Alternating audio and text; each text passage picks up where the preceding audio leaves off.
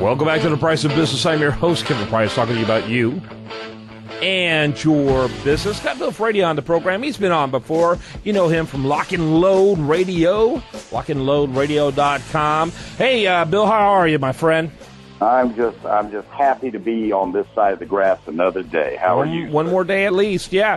Hey, I'm great, thank you. Let's talk a little bit about this incredible commercial. I don't know if you had a chance to see it yet, of the whole Trayvon Martin versus George Zimmerman commercial, and it shows Zimmerman on the ground, goes through a bunch of emotional events taking place, a witness from inside looking out the window and trying to describe what happens, and then it shows George Zimmerman on the ground and in front of Trayvon Martin, just leaning over, and then behind Trayvon Martin it has another dead body. I mean, behind George Zimmerman, another dead body with Texas overlay on it. And then another dead body, Louisiana. And it's naming all the states that have stand your ground laws. As if with stand your ground laws, we're going to have these mass murders taking place. Meanwhile, there was over 20 people shot in Chicago, the city with the toughest gun control laws in the country, over the last weekend, 6 of whom died. Yet you saw how much airplay that got. I mean, it's incredible. Right. It's incredible. We just have officially flushed common sense down the toilet when it comes to a reasonable discussion on gun control. We only want criminals and government authorities to have gun. I can't imagine anything less American than that. Well, I haven't seen that, although that doesn't surprise me because they characterize stand your ground as shoot first. Yeah. And that completely discounts what happens to a regular, ordinary citizen, what they go through when they have to shoot a bad guy. Right. It is not a walk in the park. I mean, that happens with police. It happens with regular people. Yep. The other part of it is, their gun control aims, as they would state it to you, is we want to keep guns out of the hands of criminals. And yet, here we have this one incident where no laws were broken by Zimmerman. Maybe that wasn't the smartest choice for him to make. He didn't know that he was rolling up on a kid who drank a concoction that he had just gone out and bought more ingredients for. Mm-hmm. And the side effect of that was paranoia and psychosis. He didn't know that. And that kid's paranoia and psychosis. Where were his parents before this? Why weren't they monitoring this behavior before this that led to his death? Yeah,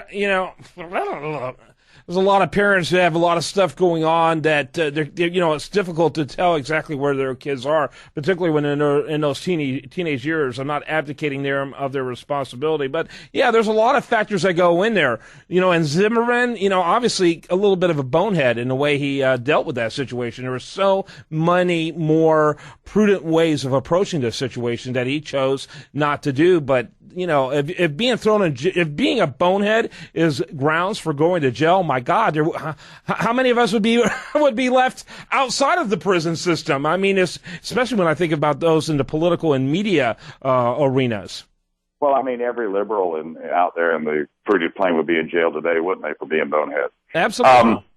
The mistake he made was getting out of the car, which he tried to rectify, and he was taking directions from somebody that had no jurisdiction. So he came to his senses, and then he got blindsided, and that's when it turned into a self-defense situation. Everything up to that point is not germane in the context of what was happening. Yeah. So as far as stand your ground is concerned, in Florida alone, the vast preponderance of people that successfully use stand your ground are Black Americans.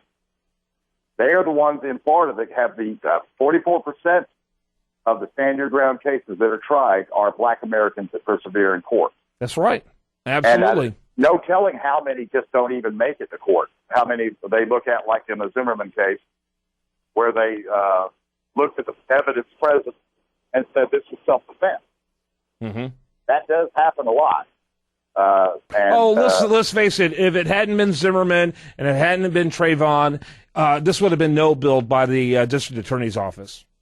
Well, in my opinion, because it's so. In fact, when you look at the law, it's so clear, it's so obvious that it was not a violation of the law. When you look at stand your ground, to me, it was purely for political reasons that it went as far as it did.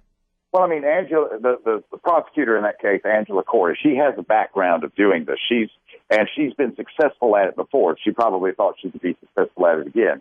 A young black lady named Marissa Alexander fired a warning shot at her estranged boyfriend or husband. I can't remember what it was. She didn't even shoot at it. And she's in jail for 20 years, black American in jail, travesty of justice altogether. She's tried to prosecute a child. And I don't remember how old the child was, but he was still in the single digits as an adult for shooting somebody. What was the name of that woman that's in jail for 20 years? Marissa Alexander. Wow. Interesting. So, but she has. Go ahead. Most of these prosecutors have political aspirations, and, this is her tough on crime stance. And she obviously doesn't agree with stand your ground, which is sort of sad because it's a tenet of self-defense that we shouldn't have to have stand your ground law or castle doctrine. That's just right. The rule of thumb. That's exactly right. And what it ends up doing is, so what's the alternative? If you don't have to stand your ground, wait for a cop? Well, I mean... That's the alternative, right? Stand your... What do they do in Chicago? They get shot. Did you see Mayors Against Illegal Guns director Mark Glaze on Chris Matthews' show when he said that if somebody's coming at you with an axe handle, he doesn't believe that you have a right to shoot him, that you should sit there and try to reason with him, use your words, and then maybe run. And just hope you're faster than he is. Yeah, I mean, that's just to answer your question, I can't watch Chris Matthews. My TV doesn't get MSNBC. Well, I just saw the clip, but what was interesting about the clip was even Chris Matthews was incredulous when Mark Glaze said the guy isn't armed if he only has an axe handle. Yeah. Yep. Unbelievable. Just really quite unbelievable. So what are some other things you're seeing out there, in terms of the propaganda war, unreasonable, highly emotional propaganda war when it comes to a recent discussion on guns? Well, the thing that has come to light the most recently is the Preventing Gun Violence Through Effective Messaging pamphlet, the 70-page pamphlet put out by 3 PR firms on behalf of the Mayors Against Illegal Guns. Yeah. And the most interesting thing about it is they cite no study. They fully give sway to exploiting the emotion of the moment.